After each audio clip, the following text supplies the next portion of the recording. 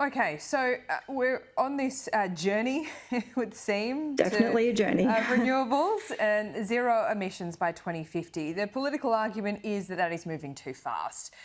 If I could take a step back from that and say, okay, so this current government would like to see 100% renewables eventually, I would say. The target's a little bit lower than that, I know. But at the moment, with the technology that we have, is that possible? Or is there just this kind of blind hope that batteries will advance and be the saviour? It's absolutely possible to get to about 90% with the technology that we have now at a very, very low cost. That last 10%, like the last 10% of any problem, may be a little bit harder.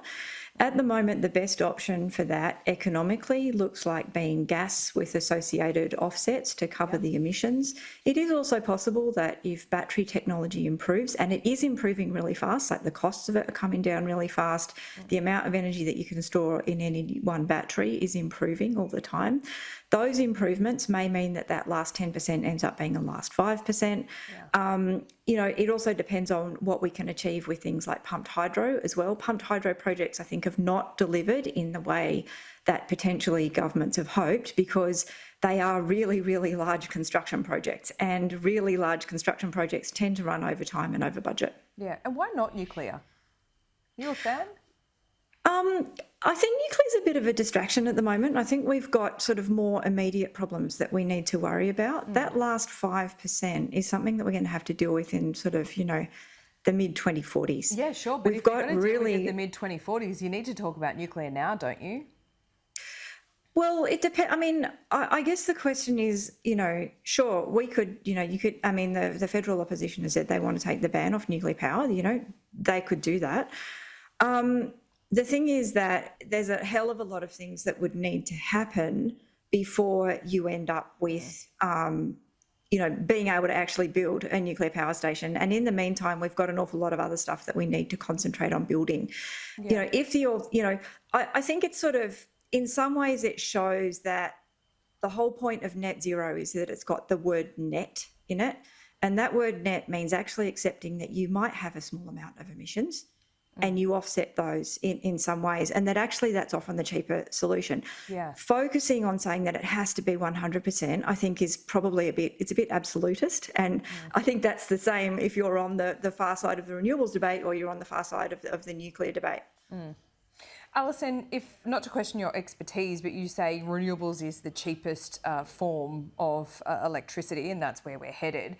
But when you take into account the transition and that there is a spike in coal at times like this that we've just seen, and the billions of dollars that is required to update transmission lines, it's not really the cheapest form in the short term, is it? Eventually it will be.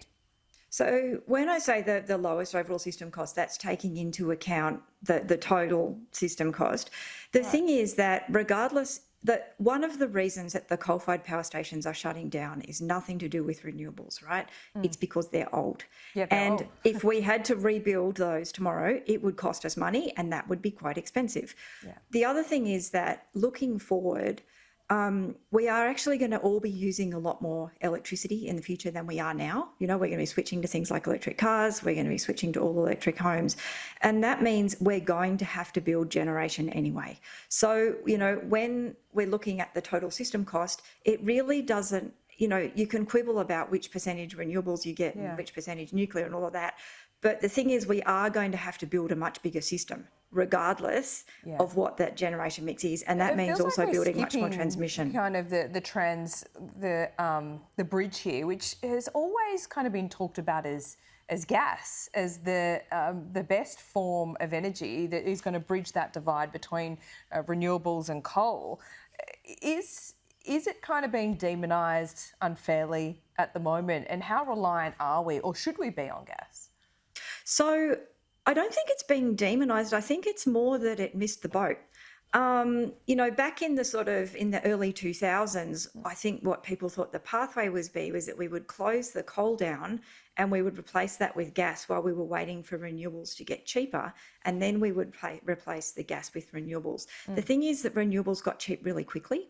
and they outcompeted gas for playing that role. But still Now, not as gas still reliable, does. is that fair to say? Well, gas does still play a role because it's a generation that you can switch on and off really easily, and that's really useful at peak time. So, those hot summer We're afternoons. always going to need that, aren't we? Unless batteries really do accelerate. So batteries can play a role at peak times as well. It also depends on how we manage that peak. Like at the moment, we don't manage that peak very well. There's a lot of things that can be done, particularly in the industrial sector, to move things away from that peak so that you're not having to have this sort of sudden spike in energy, which is where the gas tends to come in. So overall, what that means is we're moving to not just a system with more renewables and more variety of generation in it, but a much more sophisticated system in terms of how we manage when and how we use electricity. Okay, Alison, great Friday morning chat. I'm already thinking about the afternoon. So great to have you on the program. Thanks a lot, Laura. I'll see you soon.